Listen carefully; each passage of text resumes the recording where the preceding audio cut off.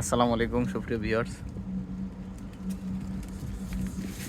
এটা হচ্ছে আমার বাগানের এক কর্নারে লাগানো একটা 12 মাসি সাদা জাম। সাদা জামটাতে প্রচুর পরিমাণে ফুল আসছে। ফুলে একদম সারা গাছ ছেয়ে গেছে, ব্যাপক পরিমাণ ফুল।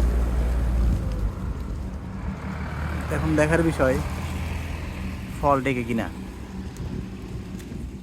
এর আগেও প্রচুর ফুল আসছিল কিন্তু ফল টেকছিল খুব কম। সাদা জামে ফল কম টেকার কারণ আমার আসলে জানা নাই, তো দেখি এই বছর কি অবস্থা হয়। 12 মাসই ফুল আসে কিন্তু ফল টিকে কম। ফুল আসার তুলনায় ফল অনেক কম টিকে।